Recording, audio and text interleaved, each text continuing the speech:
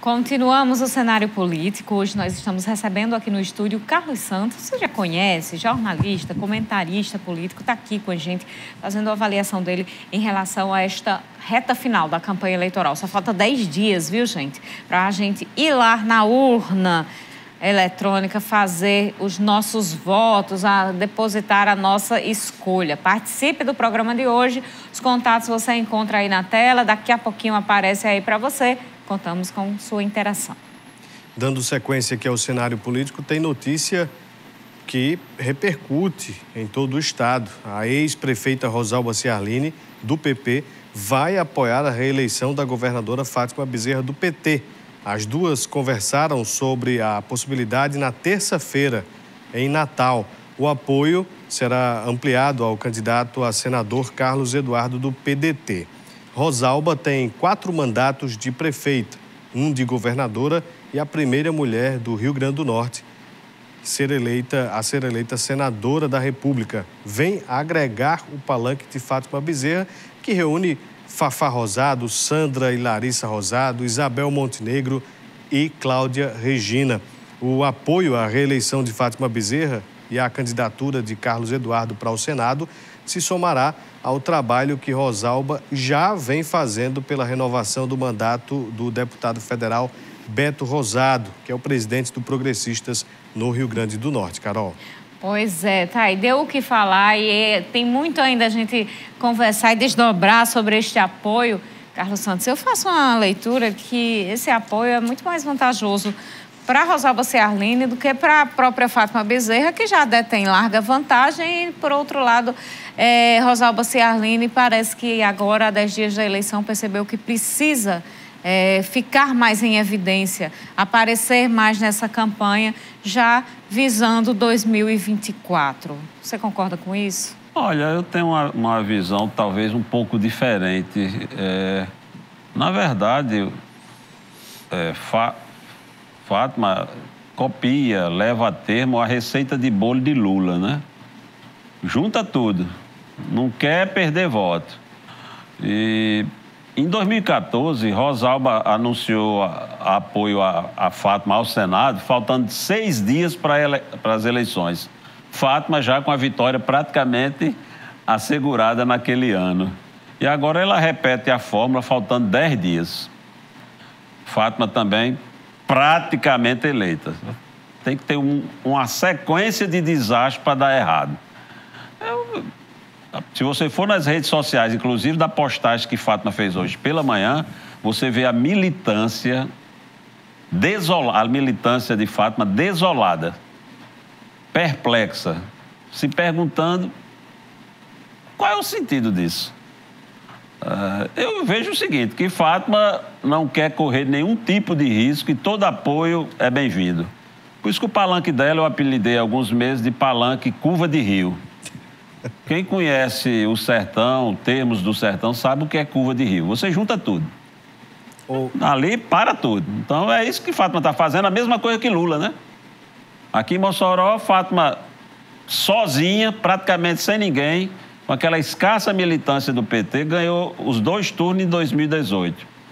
Veio 4 vezes no primeiro turno, ou 5, e veio uma vez, uma carreata rápida no segundo turno. Rosalba era prefeita, o filho candidato a vice de Carlos Eduardo, perdeu as 2 eleições.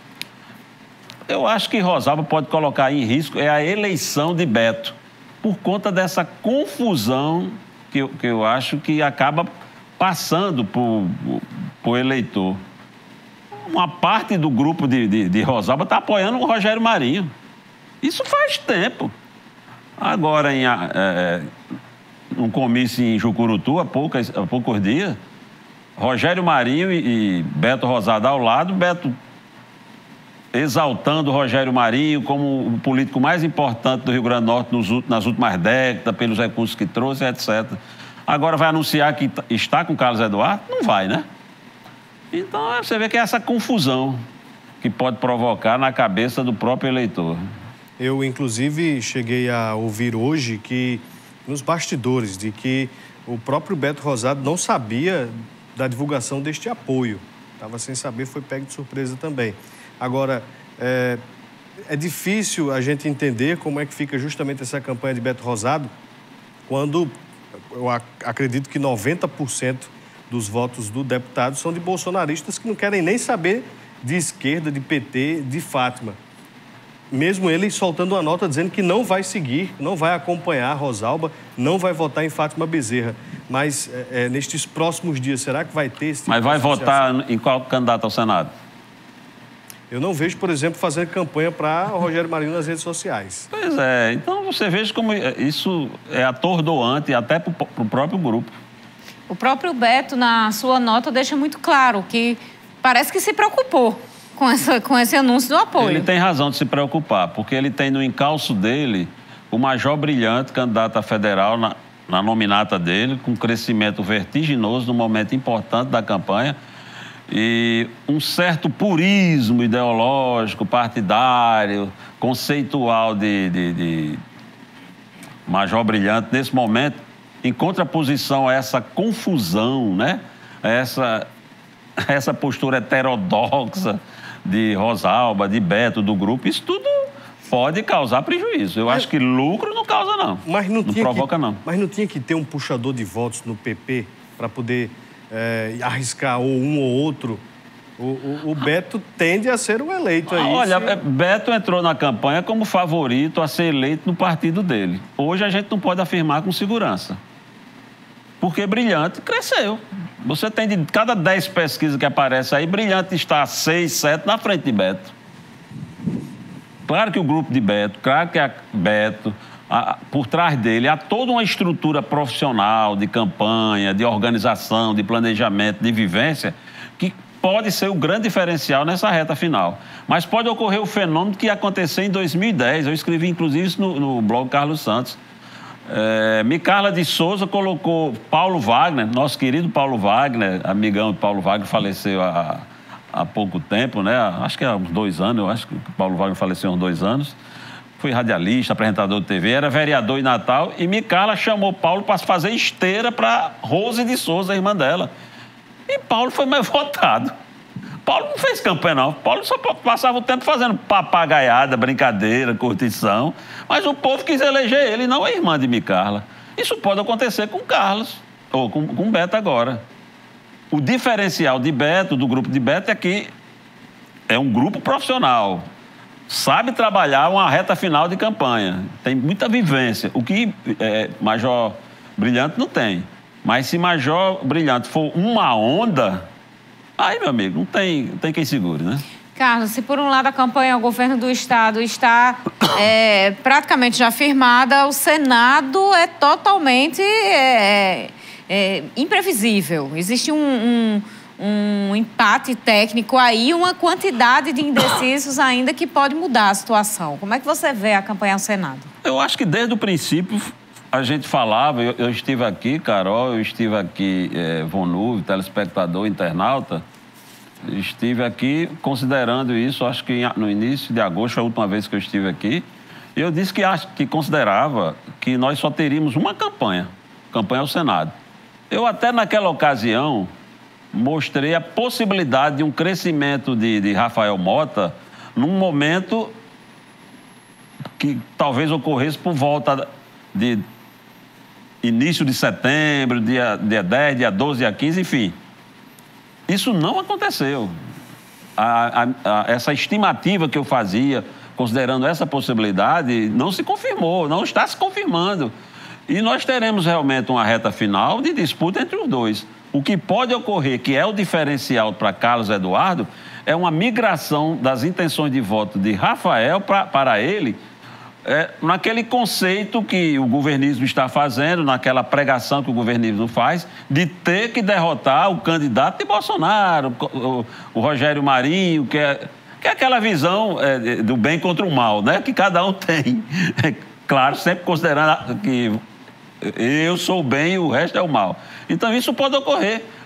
Rafael Mota pode acabar ficando em terceiro, muito distante, uma parte dos votos dele, das intenções de voto, se transformando em voto para Carlos Eduardo. Outra coisa que a gente tem que ver, Carol, Vonúvio, telespectador e internauta, é o chamado teto do candidato. Até onde ele pode crescer. O teto, por exemplo, de Rogério Marinho é o teto de Bolsonaro? Se for, está perdido, né? Se nós formos ver a questão de pesquisa no Rio Grande do Norte, o teto de Carlos Eduardo é muito maior, muito mais alto do que o teto, a princípio, de Rogério Marinho. Natal é um ponto decisivo. Carlos Eduardo tem um nome muito forte em Natal. Se Rogério Marinho conseguir emparelhar lá, ele pode resolver no interior.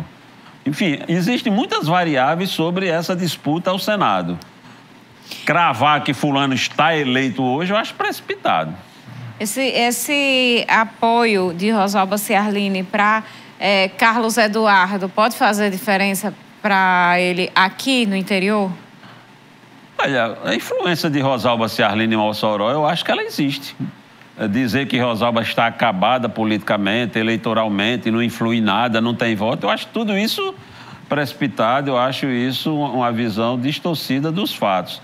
Mas pesar para decidir, não acredito. Porque, inclusive, nós estávamos falando agora há pouco que o apoio a Carlos Eduardo é dividido com o apoio a Rogério Marinho.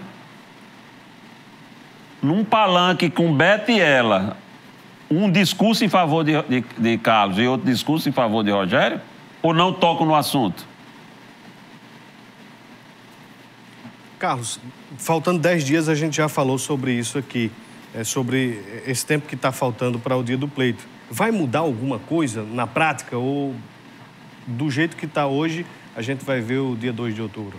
Não, mudar, você pode ter surpresas, isso aí pode. A gente que tem uma vivência já viu surpresas acontecerem. Agora, surpresa o quê? Numa disputa estadual? Eu não creio. Não creio. Eu acho que a grande disputa é o Senado e a formação da Assembleia Legislativa e da Câmara Federal. Eu acho muito mais envolvente e empolgante.